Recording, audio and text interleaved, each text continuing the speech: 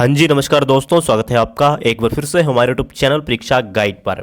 अगर दोस्तों आप वर्धमान महावीर खुला विश्वविद्यालय कोटा से घर बैठे बीएड करना चाहते हैं तो ये वीडियो आपके लिए बहुत ही ज़्यादा महत्वपूर्ण होने वाली है। आज की वीडियो में आपको स्टेप बाय स्टेप एक एक प्रोसेस बताने वाला हूँ। क्या फीस रहने वाली है, कितने साल का ये कोर्स रहने वाला है, बीएड में आप एडमिशन किस तरह से ले सकते हो।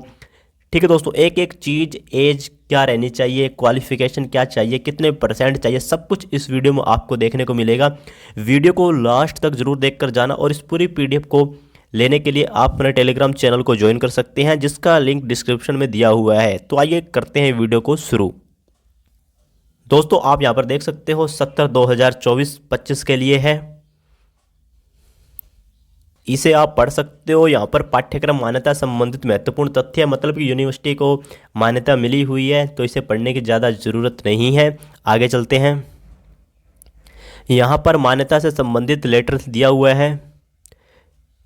वर्धमान महावीर खुला विश्वविद्यालय का एक परिचय दिया हुआ है कि इसकी स्थापना कब हुई थी, इसके बारे में। और यहाँ पर अगर आप फॉर्म भरते हैं, आपको कोई प्रॉब्लम होती है तो कॉल सेंटर का फ़ोन नंबर दिया हुआ है, आप इस पर कॉल कर सकते हो। ईमेल आईडी दी हुई है, ठीक है। जितने भी रीजनल सेंटर हैं कोटा के, उसके नंबर दिए हुए हैं, तो आप इनसे संपर्क कर सकते हो। दोस्तों अब असली प्रोसेस शुरू होती है।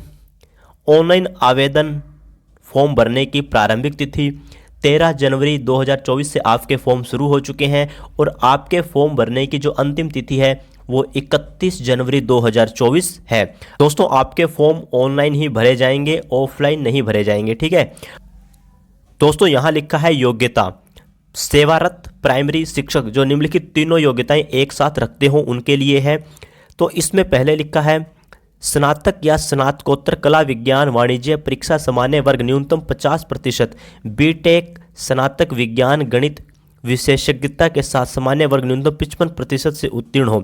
अगर आपने बीए कर रखी है और एमए कर रखी है, दोनों में से किसी में आपके 50% है तो आप बीएड का फॉर्म भर सकते हो, ठीक है दोस्तों। और अगर आप किसी और कैटेगरी से हो तो आपके परसेंट 45 से ऊपर है तो भी आप फॉर्म भर सकते हो। दूसरा पॉइंट है जिन्होंने नियमित रीति से बीएसटीसी या डीएलएड इत्यादि समकक्ष द्विवर्षीय प्राइमरी अध्यापक शिक्षण प्रशिक्षण कार्यक्रम जो एनसीटीई से मान्यता प्राप्त है उत्तीर्ण किया हुआ हो। तीसरा पॉइंट है किसी राजकीय गैर राजकीय मान्यता प्राप्त विद्यालय में वर्तमान में प्राइमरी कक्षाओं में कक्षा 1 से 5 अथवा कक्षा 1 से 8 को पढ़ाने वाले अध्यापक हों, ठीक है दोस्तों।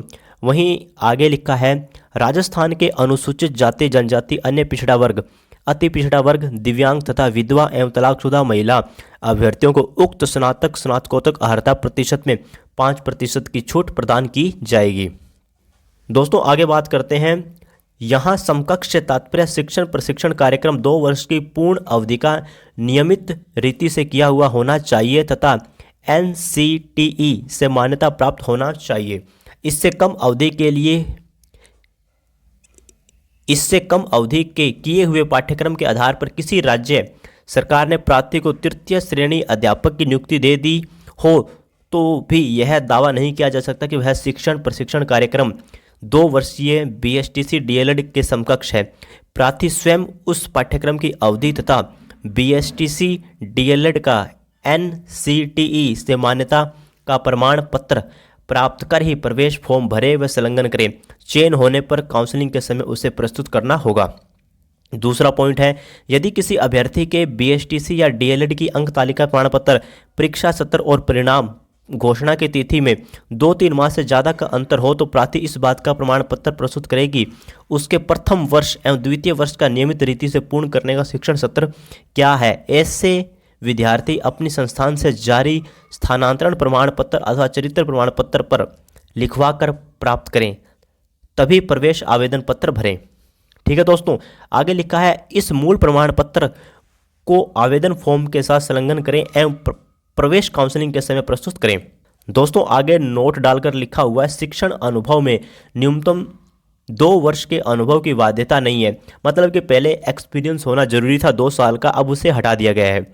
केवल वर्तमान में अध्यापक होना प्राप्त है, लेकिन पूरी बीएड के दौरान भी वह अध्यापक रहना चाहिए।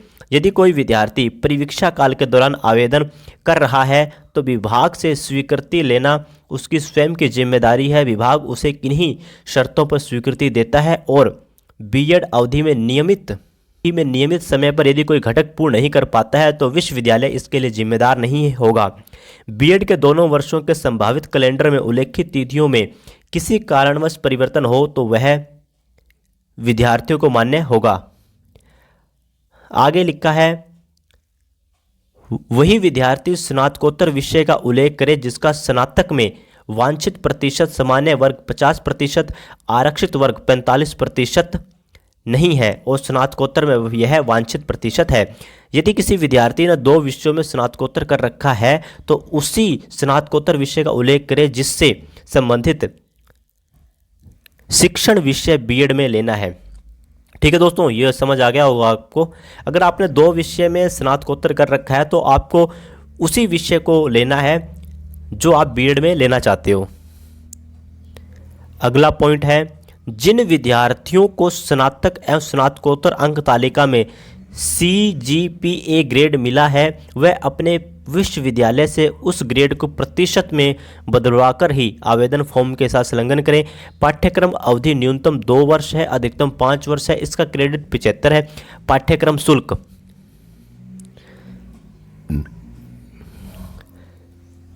शुल्क है 26,880 रुपये अथवा राज्य सरकार द्वारा परिवर्तन राशि दोनों में से जो भी अधिक है। प्रवेश वरीयता सूची में आने पर काउंसलिंग के दौरान पात्र होने की स्थिति में मुख्यालय कोटा पर विश्वविद्यालय परिसर में स्थित पंजाब नेशनल बैंक में बैंक चालान द्वारा जमा किया जाएगा। द्वितीय वर्ष की जो शुल्क है वो भी 26,880 रुपये ही है। ठीक है, और उसके बाद लिखा हुआ है शिक्षण अनुभव प्रमाण पत्र। यह पाठ्यक्रम प्राइमरी कक्षाओं कक्षा 1 से 5 अथवा कक्षा 1 से 8 को पढ़ाने वाले शिक्षकों के लिए है। इसलिए इस पाठ्यक्रम में प्रवेश हेतु किसी भी अभ्यर्थी को प्रवेश आवेदन पत्र भरते समय से ही शिक्षक होना आवश्यक है जो आवेदन फॉर्म के साथ संलग्न है। मतलब कि दोस्तों 2 साल जो एक्सपीरियंस होना चाहिए था उसे हटा दिया गया। लेकिन आप अगर अभी टीचर हो, प्राइवेट हो, सरकारी हो, अगर आप पढ़ा रहे हो ना अभी, तभी आप इस फॉर्म को भर सकते हो। ठीक है दोस्तों, आगे लिखा है जिसके सत्यापन हेतु अभ्यर्थी को प्रवेश काउंसलिंग के समय मूल शिक्षण अनुभव प्रमाण पत्र जमा करना होगा। अभ्यर्थी का शिक्षण अनुभव प्रवेश आवेदन फॉर्म भरने की अंतिम तिथि अथवा उसके पूर्व से होना चाहिए, अर्थात आवेदक प्रवेश आवेदन करने से लेकर निरंतर अध्यापक होना चाहिए। शिक्षण अनुभव 2 वर्ष का होने की बाध्यता नहीं है। शिक्षण अनुभव प्रमाण पत्र प्रवेश फॉर्म भरते समय संलग्न करें और यदि मेरिट सूची में चयन हो जाए तो काउंसलिंग के समय उपस्थित होने पर उसका मूल दस्तावेज बनवाएं। अभ्यर्थी को शिक्षण अनुभव से संबंधित तथ्यों को आवेदन पत्र में ऑनलाइन भरना होगा जिसे प्रवेश काउंसलिंग के समय अनुभव प्रमाण पत्र सत्यापित किया जाएगा। आगे लिखा है ध्यातव्य हो कि शिक्षण अनुभव प्रमाण पत्र एक महत्वपूर्ण दस्तावेज है जिसे प्रवेश काउंसलिंग के समय मूल दस्तावेज के रूप में प्रस्तुत करना होगा। आवेदकों को निर्देशित किया जाता है कि ऑनलाइन आवेदन पत्र भरते समय इसकी जांच अवश्य कर लें। लापरवाही या भूलवश की गई कोई भी गलती स्वीकार नहीं की जाएगी। किसी भी मान्यता प्राप्त सरकारी या गैर सरकारी विद्यालय में अध्यापन अनुभव होना आवश्यक है। प्राइमरी अध्यापक के अलावा अन्य किसी भी पद पर कार्यरत रहते हुए अगर शैक्षणिक अनुभव है तो वह मान्य नहीं होगा। साथ ही वर्तमान में विद्यालय में कार्यरत होना भी आवश्यक है। मतलब कि दोस्तों अगर आप सरकारी हो, प्राइवेट हो, आपका टीचर रहना जरूरी है, तभी आप फॉर्म को ऑनलाइन भरना। ठीक है, आगे लिखा है शिक्षक अनुभव प्रमाण पत्र बनवाते समय निम्नलिखित बातों को अवश्य ध्यान में रखा जाए। अगर दोस्तों आप शिक्षक अनुभव प्रमाण पत्र बना रहे हो वर्तमान का, तो आपको निम्नलिखित बातों का ध्यान रखना होगा जो आगे मैं आपको बता रहा हूँ। प्रवेश फॉर्म के समय विवरणिका में जिस प्रकार प्रारूप दिया गया है उसी प्रारूप में शिक्षक अनुभव प्रमाण पत्र को आवेदक फॉर्म के साथ संलग्न करना आवश्यक है। पहला पॉइंट है शिक्षण अनुभव प्रमाण पत्र में दिए गए स्थानों पर सही जानकारी साफ सुथरी भरी या लिखी जानी आवश्यक है। किसी भी प्रकार की ओवर राइटिंग या काट छांट वाला प्रमाण पत्र स्वीकार नहीं किया जाएगा। दूसरा पॉइंट है शिक्षण अनुभव प्रमाण पत्र सभी प्रकार से पूर्ण होना चाहिए। वह संस्था प्रधान से सत्यापित तिथि के साथ एवं विद्यालय जावक क्रमांक एवं तिथि अंकित किया हुआ होना चाहिए।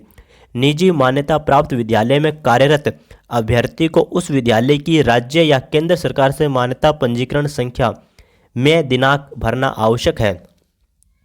तीसरा पॉइंट है निजी मान्यता प्राप्त विद्यालयों में कार्यरत शिक्षकों का शिक्षण अनुभव प्रमाण पत्र सक्षम अधिकारी, जिला शिक्षा अधिकारी, ब्लॉक शिक्षा अधिकारी अथवा समकक्ष अधिकारी से प्रति हस्ताक्षरित होना आवश्यक है तथा उस कार्यालय के जावक क्रमांक भी इंगित होना चाहिए। दोस्तों चौथा पॉइंट है शिक्षक जो स्वयं विद्यालय प्रधान है वह अपने उच्च अधिकारी से शिक्षण अनुभव प्रमाण पत्र प्रति हस्ताक्षरित करवाकर प्रस्तुत करें। पांचवा पॉइंट है वह अभ्यर्थी जो राजस्थान राज्य से बाहर किसी राज्य केंद्र सरकार के किसी विद्यालय में कार्यरत है वह अपने शिक्षण अनुभव प्रमाण पत्र को संबंधित जिला शिक्षा अधिकारी समकक्ष अधिकारी से प्रति हस्ताक्षर करवाकर में जावक क्रमांक के प्रस्तुत करें तथा अपना नियुक्ति पत्र एवं इस आशय का अनापत्ति प्रमाण पत्र अपने नियोक्ता से बनवाकर लाएंगे कि यदि उसका इस विद्यालय की बीएड कार्यक्रम में प्रवेश हो जाता है तो वह आवश्यक हो जाता है तो वह अवकाश लेकर internship, practice teaching, final lesson इत्यादि लगभग 6 माह के कार्य राजस्थान राज्य के विद्यालयों में करेंगे और उनके विद्यालय विभाग को इस हेतु कोई आपत्ति नहीं होगी। यह अनापत्ति प्रमाण पत्र उन्हें काउंसलिंग के समय प्रस्तुत करना होगा। द्वितीय वर्ष इंटर्नशिप कार्य को राजस्थान में करने हेतु अपने विभाग से 6 माह के अवकाश की स्वीकृति काउंसलिंग के समय ही प्रस्तुत करनी होगी। प्रथम वर्ष के 144 घंटों का सत्र पर्यंत बटा हुआ प्रायोगिक कार्य भी राजस्थान के स्कूलों में ही करना होगा। तो दोस्तों पांचवा पॉइंट आपको समझ आ गया होगा। पांचवें पॉइंट का सीधा सा मतलब है अगर आप राजस्थान के बाहर के स्टूडेंट हो, राजस्थान में बीएड करना चाहते हो कोटा से, फिर आपको जो भी प्रैक्टिकल करने होंगे, टीचिंग प्रैक्टिस करनी होगी, आपको जो इंटर्नशिप लगेगी वो सब राजस्थान में लगेगी, जिसके लिए आपको 6 महीने की छुट्टी लेनी होगी। ठीक है दोस्तों। छठा पॉइंट है यदि किसी अभ्यर्थी अथवा रक्षाकर्मी ने राजस्थान राज्य से बाहर का शिक्षण प्रमाण पत्र BSTC DLED नाम के अलावा नाम से कर रखा है तो वो उस संस्थान से इस पाठ्यक्रम की अवधि 2 वर्ष होना, पाठ्यक्रम नियमित रीति से होना तथा NCTE से मान्यता प्राप्त होना, तीनों का उल्लेख किया हुआ प्रमाण जारी करवाकर प्रस्तुत करें। इस प्रवेश फॉर्म भरते समय संलग्न करें और काउंसलिंग के समय प्रस्तुत करें। इसके अभाव में वे बीएड हेतु पात्र नहीं होंगे। आगे है प्रवेश आरक्षण नीति। आरक्षण नियमों का पालन राजस्थान राज्य के शैक्षिक संस्थानों का आरक्षण नियमों के आधार पर किया जाएगा। बीएड कार्यक्रम में प्रवेश यूजी में प्राप्त प्रतिशत की मेरिट के आधार पर जारी की गई वरीयता सूची के आधार पर किया जाएगा। विदित हो कि इस पाठ्यक्रम में प्रवेश हेतु आरक्षण का लाभ केवल ऐसे आरक्षित श्रेणियों के अभ्यर्थियों को मिलेगा जिसके पास राजस्थान का मूल निवास प्रमाण पत्र तथा वह NCTE मानदंडानुसार निर्धारित पात्रता एवं योग्यता रखते हों। बीएड कार्यक्रम प्रवेश राजस्थान राज्य के शैक्षिक संस्थानों के आरक्षण नियमों के आधार पर आरक्षण हेतु वरीयता सूची बनाई जाएगी। मतलब कि कोई बाहर का स्टूडेंट है SC ST OBC का, उसे राजस्थान में लाभ नहीं मिलेगा आरक्षण का, जो राजस्थान का मूल निवासी है उसे ही मिलेगा। और यहाँ पर आगे कश्मीरी विस्थापितों के लिए नियमानुसार उपलब्ध सीटों पर आरक्षित वर्ग की सीटों की अतिरिक्त 1 सीट आरक्षित रहेगी। जो अभ्यर्थी अनुसूचित जनजाति से आते हैं वे अपने निर्धारित आरक्षण प्रमाण पत्र आवेदन फॉर्म के साथ संलग्न करें। सेवारत, सेवामुक्त, सेवानिवृत्त रक्षाकर्मी के लिए राजस्थान सरकार के नियमानुसार आरक्षण देय होगा। ठीक है दोस्तों, आगे चलते हैं। दोस्तों यहाँ पर आप देख सकते हो शिक्षण विषय चयन संबंधित निर्देश दिए हुए हैं, तो इसे पढ़ते हैं। पहला पॉइंट है शिक्षण विषय से अभिप्राय ऐसा विषय जो अभ्यर्थी ने स्नातक स्तर पर अथवा स्नातकोत्तर परीक्षा हेतु लिया हो। यह विषय ऐच्छिक या सहायक विषय भी हो सकता है, बेशर्ते अभ्यर्थी ने इस विषय में कम से कम 2 वर्षों तक अध्ययन किया हो और विश्वविद्यालय ने प्रतिवर्ष इस विषय की परीक्षा ली हो। शिक्षण विषय में ऐसे विषय सम्मिलित नहीं होते जिनका अभ्यर्थी ने डिग्री पाठ्यक्रम के लिए आंशिक अध्ययन किया हो। अतः अर्हताकारी विषय सामान्य, अंग्रेजी सामान्य, हिंदी सामान्य, शिक्षा, भारतीय सभ्यता और संस्कृति का इतिहास, प्रारंभिक गणित आदि जैसे विषय जो केवल प्रथम वर्ष में या द्वितीय वर्ष में निर्धारित किए गए हैं, या फिर वह विषय जो प्रथम वर्ष में पढ़कर द्वितीय या तृतीय वर्षों में छोड़ दिया गया हो, शिक्षण विषय के रूप में नहीं माना जाएगा। ऑनर्स स्नातक के लिए ऑनर्स के विषय के अलावा सहायक विषय को भी माना जाएगा, बेशर्ते अभ्यर्थी ने उस विषय को न्यूनतम 2 शिक्षा सत्रों तक पढ़ा हो और प्रत्येक सत्र के अंत में उसकी परीक्षा दी हो। त्रिवर्षीय स्नातक पाठ्यक्रम उत्तीर्ण की अंक तालिका में प्रथम वर्ष, द्वितीय वर्ष एवं तृतीय वर्ष के प्राप्तांक एवं द्वितीय वर्ष स्नातक उपाधि की स्थिति में द्वितीय वर्ष, तृतीय वर्ष के प्राप्तांक अलग अलग प्रदर्शित किए जाकर इनका संकलन होना आवश्यक है। दूसरा पॉइंट यहाँ दिया हुआ है, जिन अभ्यर्थियों ने अपनी बीए डिग्री इतिहास, राजनीतिक विज्ञान, लोक प्रशासन, अर्थशास्त्र, भूगोल, दर्शन शास्त्र, मनोविज्ञान और समाज शास्त्र इन विषयों में से किन्हीं 2 विषयों को लेकर प्राप्त की है, उन्हें बीएड परीक्षा हेतु सामाजिक ज्ञान विषय लेने की अनुमति होगी। तीसरा पॉइंट है, कृषि स्नातकों को बीएड परीक्षा के लिए विज्ञान और जीव विज्ञान विषय लेने की अनुमति होगी।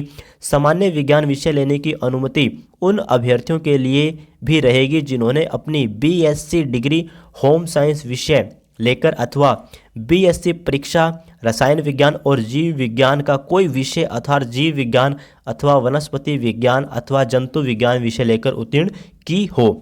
चौथा पॉइंट है आपके सामने, जिस अभ्यर्थी ने बीए अथवा एमए परीक्षा राजनीतिक विज्ञान अथवा लोक प्रशासन विषय लेकर उत्तीर्ण की है, वह बीएड परीक्षा हेतु शिक्षण विषय के रूप में नागरिक शास्त्र विषय लेने का पात्र होगा।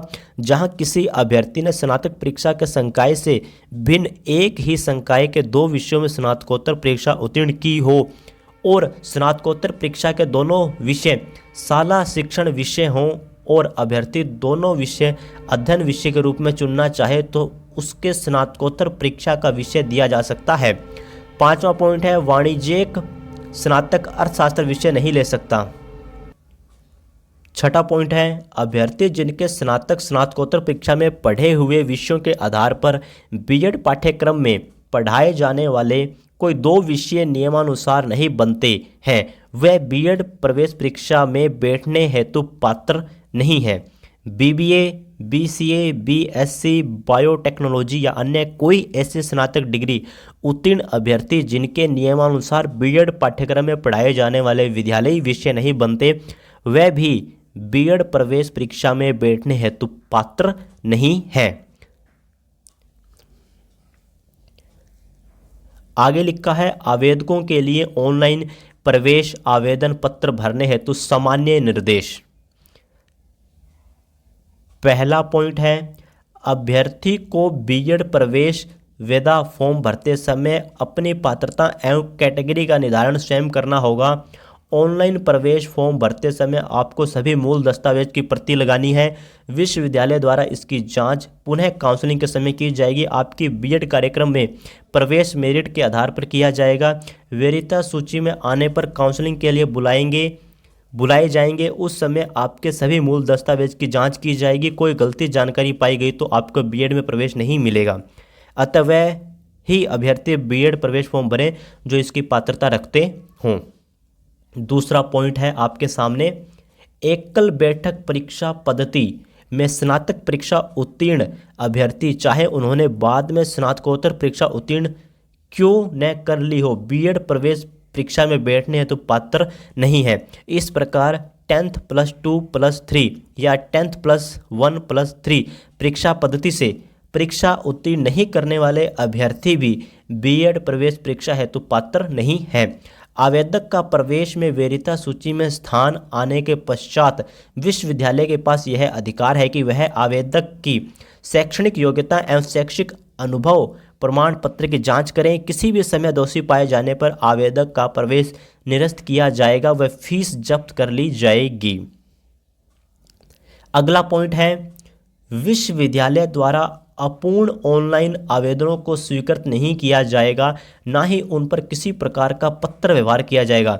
अतः आप सावधानी पूर्वक ऑनलाइन आवेदन करें। ऑनलाइन फॉर्म में दी गई जानकारी अंतिम मानी जाएगी, जिसमें किसी भी परिस्थिति में सुधार नहीं किया जाएगा। बीएड आवेदन फॉर्म की फीस किसी भी परिस्थिति में वापस नहीं की जाएगी। विज्ञापन के पश्चात भी यदि एनसीटीई द्वारा योग्यता, पात्रता संबंधी अथवा अन्य किसी प्रकार के नियमों में बदलाव किया जाता है तो वह अब विद्यार्थी को मान्य होगा। ऐसी किसी भी स्थिति में प्रवेश आवेदन शुल्क नहीं लौटाया जाएगा। आगे देखिए, वह अभ्यर्थी जो कश्मीरी विस्थापित हैं और वर्तमान में प्राइमरी कक्षा 1 से 5 अथवा 1 से 8 विद्यालय में शिक्षक के रूप में कार्यरत हैं, वह कश्मीरी विस्थापित का सक्षम अधिकारी से प्रमाण पत्र संलग्न करें एवं काउंसलिंग के समय प्रस्तुत करें। इसके अतिरिक्त उन्हें एनसीटीई के द्वारा निर्धारित योग्यता पूरी करना भी आवश्यक है। लिखा है, वह अभ्यर्थी जो सेवारत, सेवा मुक्त, सेवानिवृत्त, रक्षाकर्मी और वर्तमान प्राइमरी कक्षा 1 से 5, 1 से 8 विद्यालयों में शिक्षक के रूप में कार्यरत हैं, वह सक्षम अधिकारी से प्रमाण पत्र प्रस्तुत करें, लेकिन उन्हें एनसीटीई के द्वारा निर्धारित योग्यता पूरी करना आवश्यक है। उनका डीएलएड प्रमाण पत्र किसी अन्य नाम से है तो उसकी अवधि 2 वर्षीय होनी चाहिए, उसे नियमित रीति से उत्तीर्ण किया हो तथा वह एनसीटीई से मान्यता प्राप्त हो।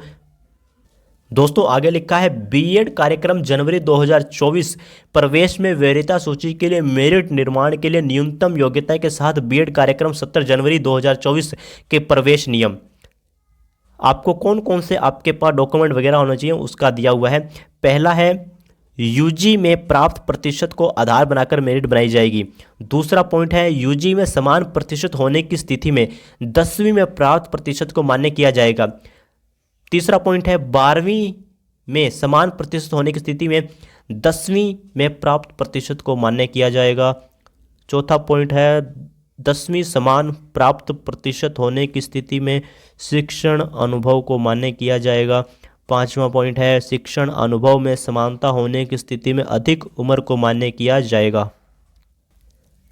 बीएड कार्यक्रम 2024 प्रवेश हेतु आवेदन फॉर्म के साथ लगाए जाने वाले संलग्न जिनकी जांच पुनः काउंसलिंग के समय की जाएगी। पहला, राजस्थान डोमिसाइल प्रमाण पत्र, बीएसटीसी मार्कशीट, 10वीं कक्षा की मार्कशीट, 12वीं कक्षा की मार्कशीट, बीए की मार्कशीट, एमए की मार्कशीट, आयु प्रमाण पत्र।